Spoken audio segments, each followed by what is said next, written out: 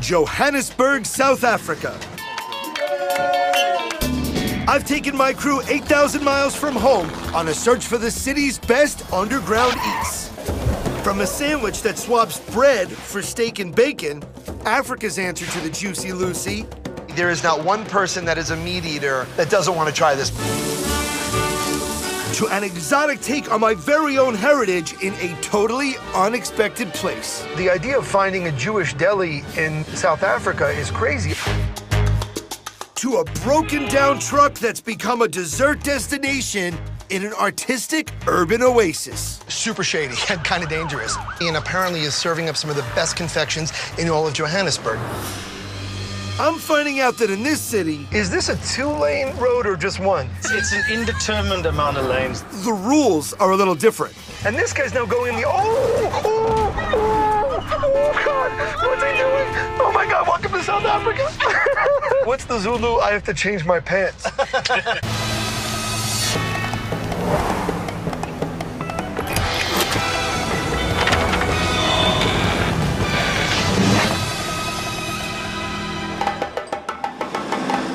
Johannesburg's a wildly diverse city that mixes skyscrapers with tribal dancers, power plants with street art, and underground eats with an anything-goes attitude.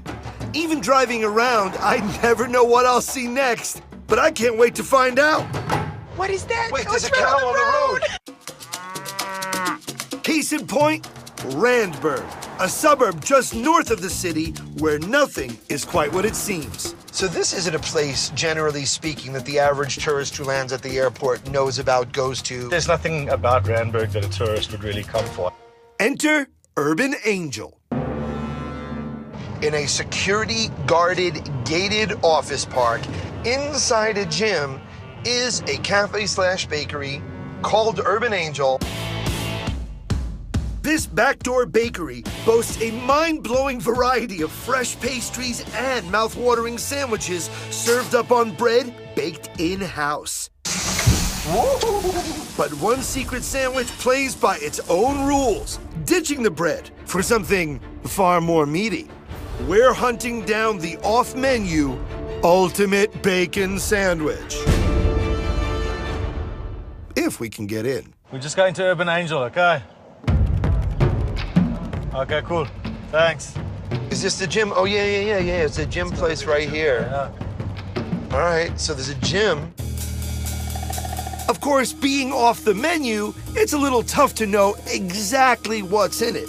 Apparently, the buns are 2 pieces of halloumi, in which is a fillet of beef stuffed with cheeses and bacon between pieces of halloumi.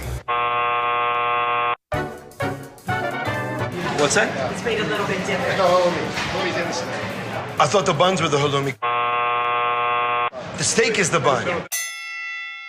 He's seen it. The sandwich is bacon and steak is your bun, cheese is your middle. Did it hurt when you fell from heaven? Because I'm touching an Urban Angel. On the wings. We can't have it. It's way, way too tight in the kitchen. All right, take me through the making of the ultimate bacon sandwich because I need to see how it just comes to be. Joburg eateries serve everything from wildebeest to warthog, but this beast starts off with a cut of local South African beef, sliced and seasoned, and forming a bun of pure filet mignon. Our steak buns are loaded with shredded cheddar and parm, followed by thick slices of fresh mozzarella. But one cheese stands alone against all others. Enter the grilled halloumi, a nearly unmeltable Mediterranean blend of goat and sheep's milk. With the halloumi, you want that bit of hard cheese in the middle of it, so you get that really burst of salty flavor. Right. Halloumi doesn't have that sort of high oil content, so you can expose it to heat so it won't turn into that ooey gooey cheese. With 4 delicious cheeses layered inside, we close our sandwich between steak, and add one more thing. There's gonna be some college students watching this with a black light and a towel at the door going, oh man, if they add bacon to that, that would be the bomb. What are we gonna add next? Bacon. Bacon with a local flair. The guy that does this, he's got a little factory down the road. Wait, you know the man that makes this bacon? Of course, we know all our suppliers. You're actually getting a real taste of South Africa, and that, to me, really is what eating when you travel is about. With the steak fully cocooned, he seals it all together on a high-heat flat top. Last thing you want your bacon falling off. Right, I mean, every time I make a cheese-filled steak wrapped in bacon, that's like the first thing I'm worrying about. That and not dying midway through eating it. Whoa. A few spoonfuls of butter for a healthy kick, followed by a quick run in the oven, and the masterpiece emerges, oozing with melty cheese and ready to eat.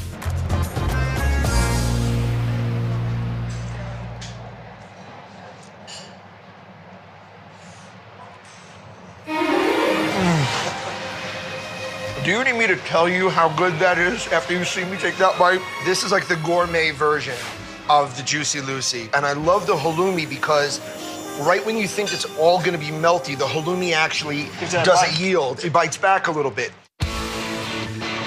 In an office park, past the security gate, attached to a gym, and it is nowhere on the menu. It is the ultimate bacon sandwich. Come to Joburg because this one is mine. And I'm an only child. I've got big problems we're sharing. With this Joburg gem conquered, my crew and I head for the heartbeat of the city, Soweto, to get a feel for the culture and a feel for the food. I'm feeling this. Like, I can feel that like on my shoulders right now. Don't get any ideas, and then just rub it Get out of my head!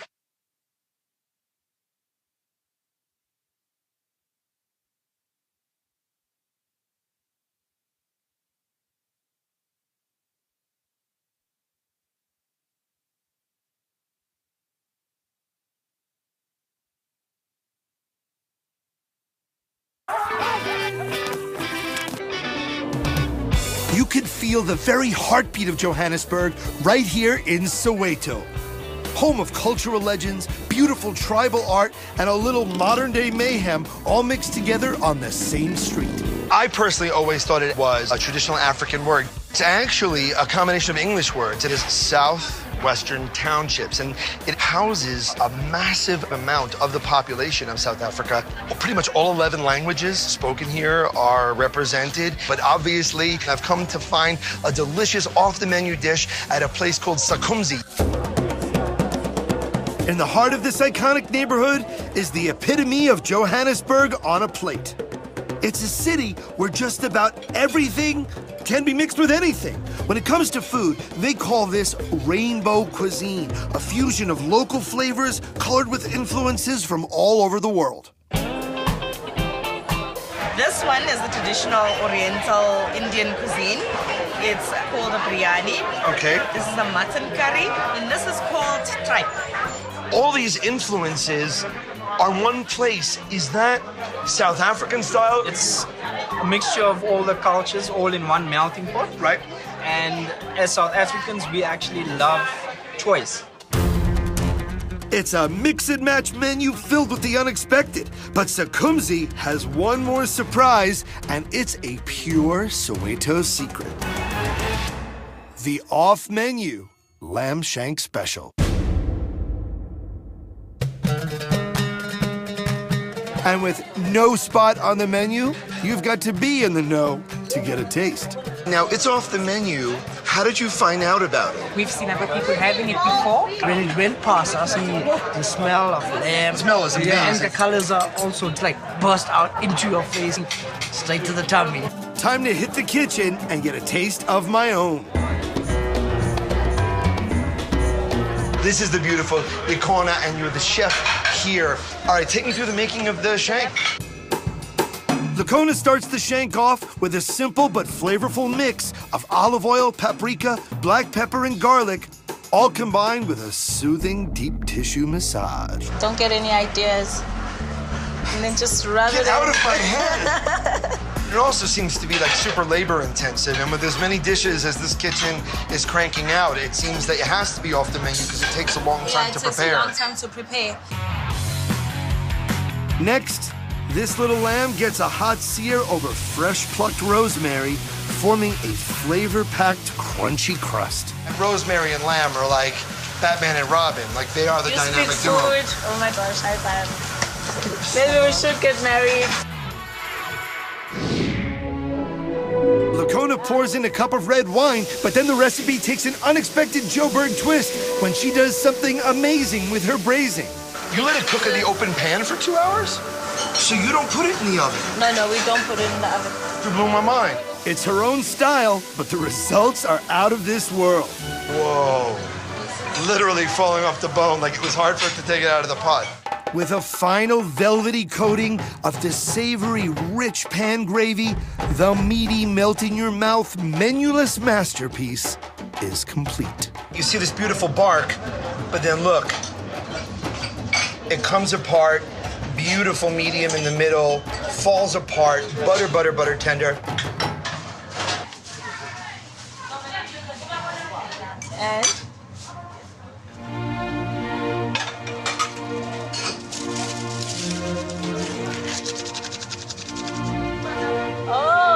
I am marrying this woman. okay, go down on your knees. Can I hug you?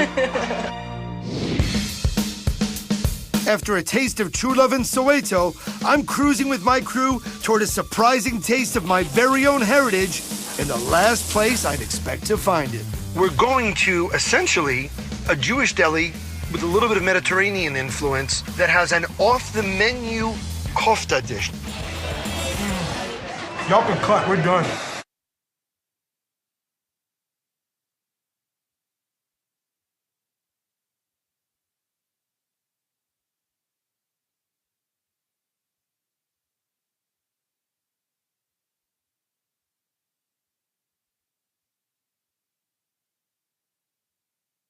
Hey, wait, there's an American flag. Yeah, this is the American consulate right here, actually. Everyone put a pin on your iPhone right now. We have not gone out drinking. We should know where this place is. A sight of the States here in Africa has my mind on the motherland, but another unexpected mashup of two more cultures is about to make me feel right at home. We're heading to an area called Olovo. You know, I'm a Jewish kid from Brooklyn. There's a pretty significant Jewish population in Johannesburg. There is. There's also a pretty significant Israeli population. So this is a Jewish deli known for their Reuben in Johannesburg, South Africa, that has an off-the-menu dish. Tucked away in the corner parking lot of a hidden South African strip mall is quite possibly the greatest deli on the continent, Teta Marie. Here, Sandy Bloomberg's family pays homage through cooking to their two Jewish grandmothers from very different ethnic backgrounds, and even named the place after one of them. In typical Josie fashion, there's no single identity here. Instead, Teta's combines Middle Eastern flavors from one side of the family with European and New York Jewish deli flavors from the other. We found plates fully loaded with beef brisket, and of course, my old friend, the sky-high corned beef Reuben. It's just something that's just so special about this sandwich that just puts it on a different level. Have you met the family, Sandy? I haven't. And, you know, it's so close-knit, and, you know, it makes you feel like you're part of the family. Are we kind of family now? I hope so. Have a bite of Reuben? Y'all can cut, we're done. I'm in heaven after just one side of the family tree. And on the other branch, there is still a full menu of Middle Eastern cuisine. But nowhere on that menu will you find a mouth-watering combo of lamb, beef, exotic dressings, and just about everything else in the kitchen known to those in the know as the Teta Marie Kofta Special. Why do you keep this one off the menu if it's so good? Because I like it when people don't know what to eat. And they say to me, what can I eat? And I think of something that my grandmother gave me. Yeah. Teta was the best cook. And this was her recipe? Yes. Your family has roots that kind of span the globe, right? Yes. So we try to do American deli style for our Jewish heritage. And then we try to do a Middle Eastern style for our Israeli side of it. What is this made so of? There's lamb and beef mince. Lamb and beef? Yes. So no filler? No. Sandy seasons the meat with a blend of spices that, like the kofta dish itself, is a family secret. Each one is hand-rolled before a quick sizzle on the flat top. You already smell it. That cumin, like, poof, hits you right away. Next, Sandy preps one massive piece of laffa, a bread similar to pita but thicker and chewier, brushed with oil and tossed on the grill for a crispy crunch. See how it's starting to bubble? Oh, I love those little charred bits. It almost looks like a Neapolitan pizza crust. Laffa meets kofta, and it's time for the toppings, starting with a drizzle of house-made tahina. I love how lemony that is. Yes. For me, tahina has to have a lot of lemon in it, otherwise it's not tahina. I'm going in for one more. I'm sorry. Please forgive me, Mom. I know, tell me not to eat with my fingers, but, you know, you're in America, I'm in South Africa, all bets are off. And then we're going to put some pomegranate syrup. It looks almost like molasses. But it's sweetish, sourish. But Kat, come here, you gotta try this. That's yummy. It's like those hyper intense, like super sour candies, cross it by like a balsamic reduction. She sprinkles on toasted pine nuts, and for the final topping, whips up a salad with over a dozen fresh flavors. We're going to put the salad on, and we're going to make you a laffa. It's like a wrap, but it's a Middle Eastern wrap. It's a Middle Eastern wrap. So it's like, if you want to know where the good food is, all you gotta do is ask us. We got the best kofta this side of Damascus. I want to get this, man, I don't have to yell. She's got some style that goes all the way back to Israel. Oh, yeah. I'll work on it. But right now, I'm craving crispy, crunchy, creamy kofta.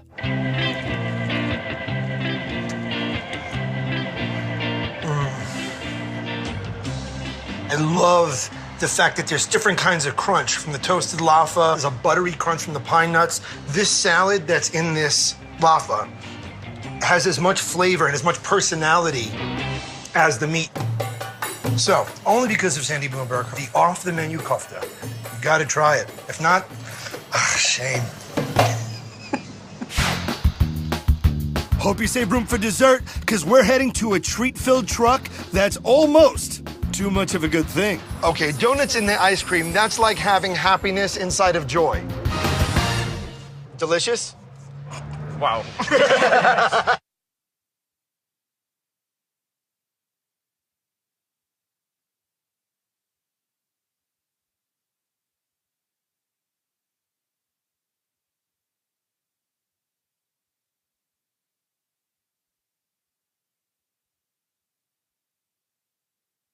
The delicious journey doesn't have to end here. Join me online at travelchannel.com for behind-the-scenes photos, videos, exclusive web content, and a whole lot more. All right, right now I'm in the Maboneng district, and it's actually a newly revitalized area just off of Johannesburg's Central Business District. Now, back in the day, this district was, how does one say, super shady and kind of dangerous. But there's been an unbelievable revitalization. It's become an art capital, a fashion capital. There's amazing restaurants. And I'm in search of Coco Bell. It's a truck, it does not run, it has no engine. It apparently is serving up some of the best confections in all of Johannesburg. Now, I think we found it. What do you think of the fact that this is a truck? Is that cool? Is it weird? Is it cool and weird? Like cool and weird. Kind of like me. Yeah. You have such a diverse menu for such a small kitchen. Literally, from this truck cometh a rainbow of flavors. We saw that there was such a diverse group of people coming to Maboneng, so we had to expand, and that's also why we don't like having the same things on the menu all the time. So this menu changes? It changes all the time. Are there always off-the-menu dishes? There's always off-the-menu dishes. A lot of customers coming here, not even looking at the menu, just saying to me, what's your special? That's what we want. And you just say, give me the special. That's it. So this is what's on the menu, but today, this is the space we're interested in. So right now, you see a blank space, but through the magic of television, I move my hands and we will reveal the Donut Pop Sundae. Donuts are an American classic, but a Joburg twist on this clandestine confection forms a universal treasure. Donuts in the ice cream. Okay, donuts in the ice cream, that's like having happiness inside of joy. Jar of happiness. Exactly, it is a jar of happiness. Delicious? Wow. I want to get one of these of my own. Enjoy, guys. Head chef Albertina puts this broken down truck in gear, whisking, rolling, and frying a batch of donut holes in the blink of an eye. Do you know that it takes an egg a full minute longer to boil in Johannesburg than in other parts of Africa? Why? Because Joburg is actually 2,000 meters above sea level. Air is less dense. It is kind of funny that we're in this hot environment inside a metal trailer working with science. We're baking bad.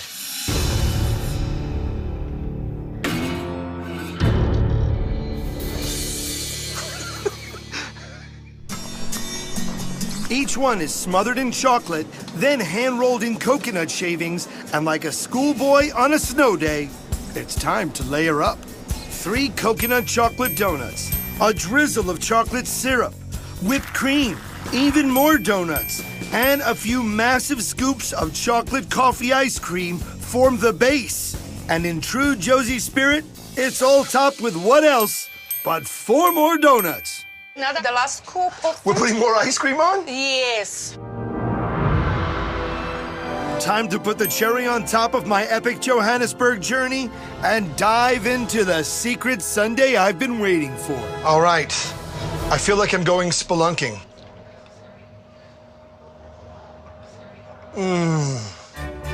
Wow. Okay. It's almost reminiscent a little bit of an ice cream cake because you get this ice cold, the whipped cream, the chocolate fudge, that little crunchy layer. As you go down, because they've all been fried perfectly, they've got this awesome crunch. So as you go deep, deep, deep down, every single time you get a little bit of donut. Fantastic. We've heard it described as happiness in a jar. We've heard it described as wow. I can only describe it as a must-have dessert from a must-see restaurant. It's Coco Bell. It's the off-the-menu Donut Pop Sundae. It is only in Johannesburg.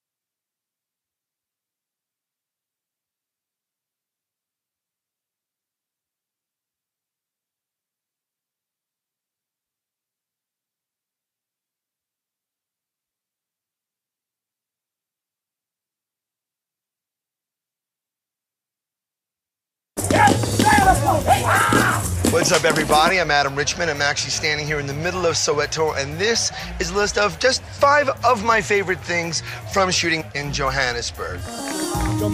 I think the first thing right off the bat would have to be our local crew. Everyone has just been absolute top flight.